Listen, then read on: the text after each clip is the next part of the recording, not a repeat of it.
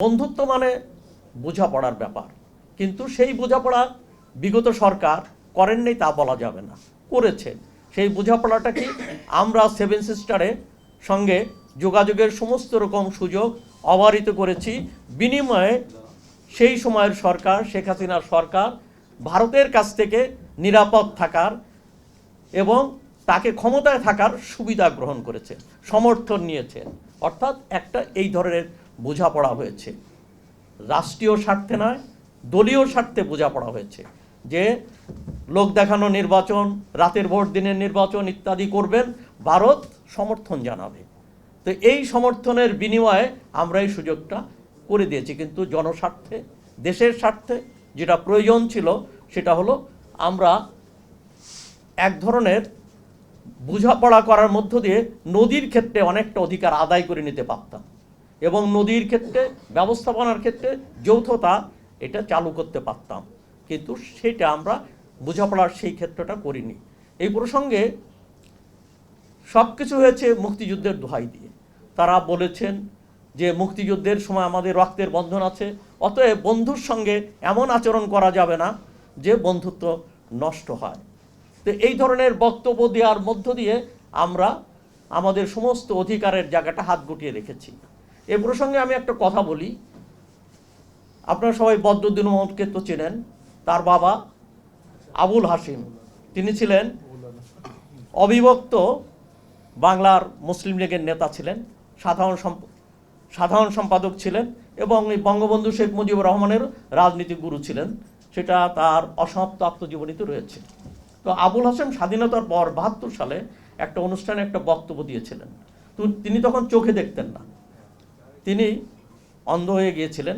সেই অবস্থায় উনি একটা বক্তব্য দিয়েছিলেন যে সেটা একটা গল্পটা আমি বলি, যে উন্মত্ত পদ্মা, তো ঢেউয়ের পর ঢেউ আসছে পড়ছে, এমনকি মাঝিরাও নৌকা নামাতে সাহস পাচ্ছে না।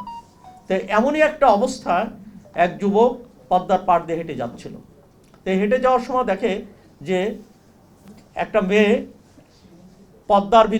পদ্মার নদীর মধ্যে হাবুডুবু খাচ্ছে, ক্রমেই বিলীন হয়ে যাচ্ছে। তার শাড়ির আঁচল, মাথার চুল এবং পরে শাড়ির আঁচলটা শুধু দেখা যাচ্ছে। ওই যুবক জীবন বাজি রেখে পদ্মায় ঝাঁপ দিয়ে ওই নারীকে, এক তরুণীকে উদ্ধার করে আনলেন। এখন উনি বলছেন যে ওই তরুণী যদি আমৃত্য তার পদমূলে সেবা করে তাহলে এ ঋণ শোধ হবে না, কেননা সে জীবন বাঁচিয়েছেন, এ ঋণ কখনো শোধ হবে না।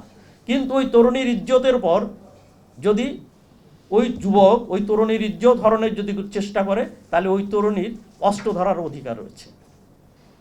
তা আমরা ভারতের সাথে অস্ত্র ধরতে হবে এমনটা কখনো মনে করি না, এটা লাগবে না এবং অপ্রীতিকর ঘটনা ঘটবে না।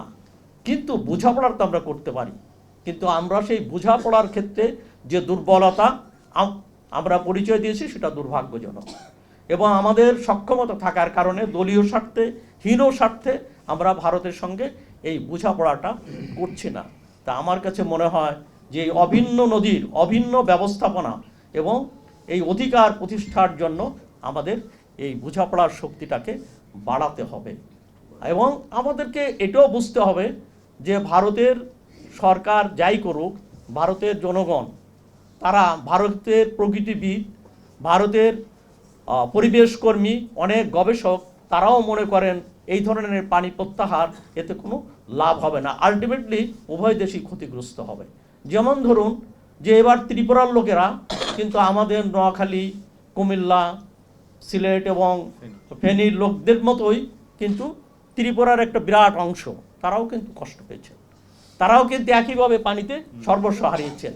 এর মানেটা হচ্ছে এই যে এই নদীর উপর যদি, প্রকৃতির উপর যদি এই ধরনের খবরদারি করা হয় তাহলে প্রকৃতি তার বদলা নেয় এবং এই জন্য তো আলটিমেটলি এটা ধরুন যে রকম যথার্থই বলেছে যে এখানে মানে রাজনৈতিক মানচিত্রের চেয়ে বেশি সত্য হচ্ছে প্রকৃতির মানচিত্র, নদীর মানচিত্র, প্রকৃতির মানচিত্রকে ঠিক রেখেই আমাদেরকে সমস্যার সমাধান করতে হবে এবং তার সঙ্গে রাজনীতির ধর্ম, রাষ্ট্রের ধর্ম, রাষ্ট্রের রীতিনীতি সব কিছুই প্রকৃতি এবং নদীকে ঠিক রেখে করতে হবে, প্রয়োজন হলে বদলাতে হবে, কিন্তু আমরা সেই কাজটা করতে পারছি না। ধরুন যে আজকে আমাদের ধরুন যে মুর্শিদাবাদ চাঁপাইনবাবগঞ্জে মরুকরণ প্রক্রিয়া শুরু হলো, মরুভূমিতে পরিণত হলো, আলটিমেটলি মালদা মুর্শিদাবাদ কি রক্ষা পাবে? এটা রক্ষা পাবে না। আমাদের সুন্দরবন যদি সেখানে পচন ধরে, আমাদের সুন্দরবন যদি শুকিয়ে যায়, মারা যায়, তো সুন্দরবন ধ্বংস হয়ে যায়, তাহলে কি পশ্চিমবঙ্গের অর্থাৎ ভারতের সুন্দরবনের এলাকায় রক্ষা পাবে? রক্ষা পাবে না।